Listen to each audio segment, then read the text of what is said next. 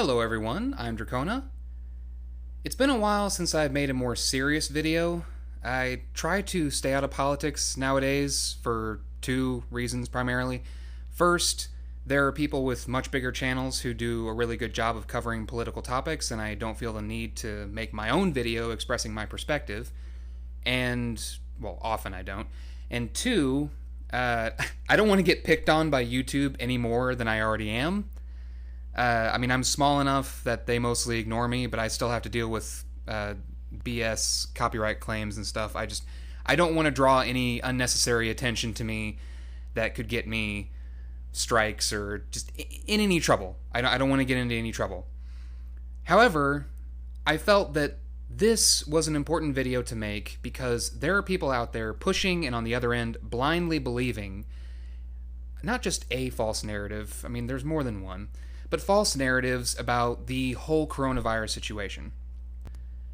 People are blaming Trump, as they always do, for the virus itself, which doesn't make any sense because the choice to lock things down and quote-unquote flatten the curve was a bipartisan decision and was left primarily up to individual states to decide how they handled it.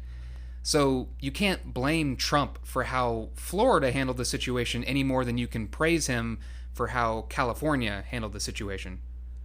And let me be clear, because there are people who have made this argument and will continue to make this argument. The fact that I don't blindly and irrationally hate Trump does not mean that I voted for him or support him. That is not the case. That is a completely illogical jump to make, but people like to do it. Additionally, a lot of people are talking about the fact that we are currently rapidly approaching 200,000 deaths, as if we didn't predict this. Like, everyone seems surprised. We did predict this. Don't get me wrong, a single death is, of course, undesirable, but we absolutely saw this coming. We live in a country with 328 million people, so it's not like 0 people would have died. Of course, we wish that would be the case, but that's just not realistic. We absolutely could have done some things better. Everybody could have done some things better, but kind of caught everybody by surprise. Nobody saw this coming. Well, okay, let's not get into that. The average person did not see this coming. The governors of states did not see this coming. So we were just kind of figuring it out as we were going along. The point is, we had predictions, so we've seen these deaths coming, and we live in a country with 328 million people, so it could be way worse. The purpose of this video isn't to tell you what I personally think, but rather to remind people what happened in the United States when all of this started. I want people to remember because there will absolutely be people, right and left-leaning, who try to trick you into forgetting what really happened. And to start off, if you want a really good account of the development of COVID-19 coronavirus before the shutdown in the United States, then I highly recommend checking out the channel Short Fat Otaku. The guy who runs the channel, Dev, he did a really good job of keeping an eye on the whole thing back when most people, including me, weren't taking it very seriously. Back when we were making jokes about how that lab in China basically has the umbrella symbol, and the fact that Corona is an anagram of raccoon, and that was a really interesting coincidence. Because that's basically what was going on before it really hit us. People were making jokes, journalists were writing articles saying that if you were concerned about the coronavirus, it made you xenophobic. Joe Biden himself called Trump xenophobic for wanting to stop travel from China, and that take sure did not age well. Coronavirus emanated from China. A national emergency, worldwide alerts. The American people need to have a president who they can trust what he says about it, that he is going to act rationally about it. In moments like this is where the credibility of the president is most needed, as he explains what we should and should not do. This is no time for Donald Trump's record of hysterical xenophobia. But anyway, the core of this video, I want to be just me going through my written account of the early days of the US response. Now, you can check anything that I'm saying, because I was writing it as it was happening, so it's a first-hand account, not something written in hindsight, not something that, comes from the position of somebody with a massive amount of knowledge on the subject, but just I was writing down what was happening as it was happening because I knew this was going to be significant, especially because I watched Dev's videos, so I'm like, oh shit, I've heard about this. I know this is going to be bad. I mean, I didn't know how bad it was going to be, but I knew that it was worth keeping track of, so I actually had a written account at the time, and I really want to go through that. As I said before, I think it's important to remember what really happened because there are people out there who are trying to rewrite history already from just a few months ago. Think about it, that was only 5 months ago.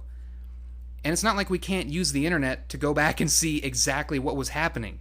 To go back and see that it's like, yeah, everybody was talking about flattening the curve. So why is it that like 3 months later, people were surprised that it was taking so long when we made that choice? But anyway, I'm getting off track. The point is, I want to go through this so that people remember what happened and when it happened in case someone tries to tell you otherwise. And like I said, go out there and check it for yourself. It's all still out there on the internet. So this isn't a conspiracy theory. This isn't a bunch of speculation. As I was writing it, I did highlight what I felt were some important lessons to take away from this stuff. So, I mean, you could say that is my opinion. But like I said, it's not a bunch of conspiracy theory shit. And anyone can feel free to challenge anything that I say. But again, primarily, this video is about what happened as it happened. So hopefully, if someone at YouTube is watching through this, you'll recognize that fact and not take down the video claiming that it's somehow misinformation. And so, without any further setup, let's get into it. The response to COVID-19. This is a somewhat comprehensive timeline of events which occurred surrounding the COVID-19 coronavirus global outbreak. It is important to note that this is from the perspective of a citizen of the United States. As such, most of the information is filtered through American news outlets. I would argue that such perspective-based timelines are pieces to a larger puzzle, which will help all of us learn from the 2020 coronavirus pandemic and be more prepared for future threats to our health and safety. Before the virus was of international concern, there was a decent awareness of it starting at the beginning of 2020.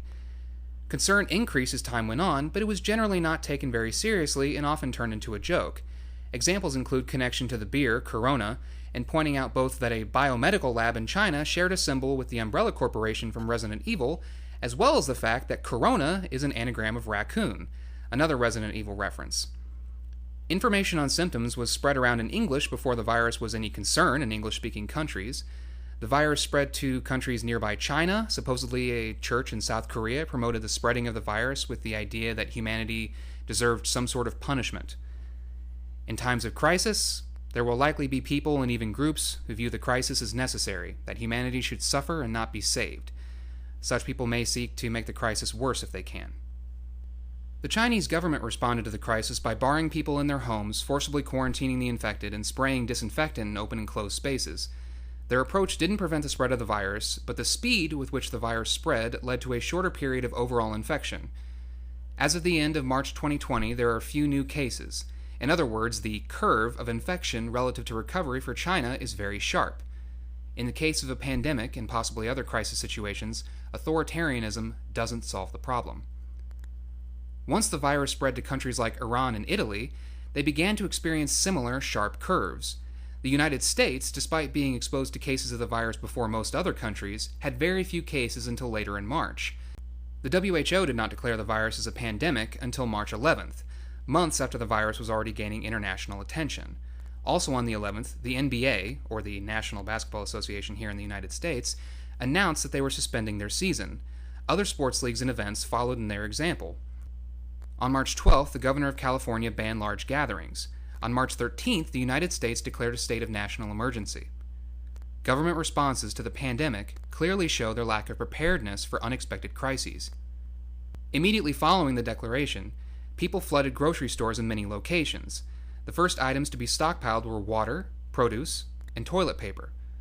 The focus on toilet paper became a topic of confusion and conversation. Most people agreed that toilet paper was not as important as food or water. There were similar trends in other countries.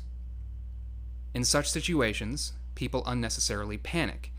They will flood food stores and stockpile resources. Although, in this situation, people were mostly calm, more serious crises would likely result in the abandonment of order and law. In addition, even shortly after the declaration of an emergency, there was a noticeable increase in kindness and friendliness between people, which was reported multiple times by citizens. I even experienced it myself, and my theory is that in times of uncertainty, people seek to counteract their nervousness by being more friendly. Videos circulated of people in various countries sharing music from their homes while neighbors listened. There were also videos showing random acts of kindness, especially towards those working important services such as delivery and medical care. Although it is likely that a more serious crisis would result in more selfish behavior, minor crises bring out a sense of camaraderie between many people, the "we're all in this together" attitude. Around March 18th, there were about 150 cases in Los Angeles. Within a week, New York State was declared to have over 50% of all U.S. cases. The number of deaths in the U.S. related to the virus surpassed 1,000. That same week, a relief bill was being proposed to establish emergency funds for businesses, medical response, and individual citizens. The bill was approved by the Senate on the 25th of March, voted on by the House on the 27th, and signed by the President on the same day. As of 10:44 p.m. Pacific Standard Time on March 27th, there are over 597,000 confirmed cases worldwide, with a total of 27,365 deaths and 133,363 recoveries. There are 104,671 cases in the United States compared to 86,498 in Italy and 81,394 in China. The death totals for each country, respectively, are 1,711, 9,134, and 3,295. The recovery totals in each country are 2,387, 10,950, and 74,971. Notably, Germany has a total of 50,871 cases, with only 351 deaths and 3,144 recovered. There are more entries in that document that are just kind of dated things that I noted as they happened that I hadn't organized into paragraphs, and I may go back and actually organize those. I'm not sure, because since it's after the fact, I don't know if I should do that or just keep it as it is. But anyway, that was the account, at least of the short period at the beginning of this for the United States. I want to end this video by just showing screenshots of statistics that I've taken and important moments that I've gathered over the past few months. No music, no commentary. I just want people to see the raw numbers and raw information. To create a sort of timeline, I've ordered them based on when they happened, so the stats will just pop in throughout. But yeah, I just felt like this was an important video to make. Thank you for watching, and I guess stay safe, stay aware, do your own research, and I don't mean just come up with your own conclusions. I mean go out and look at what actually happened. I'm not even telling you to go and look for alternative sources necessarily. I mean, I did recommend what was technically an alternative source, but I'm just saying, just go back and look at what mainstream sources were saying a few months ago, because they're already contradicting themselves. I just think it's good for everybody to be aware of what really happened, to understand how we responded, that we could have responded better, but it wasn't as terrible as some people try to portray it. Things could absolutely be far, far worse. I just want people to be realistic and relativistic. Anyway, I'm Dracona, and have a nice day.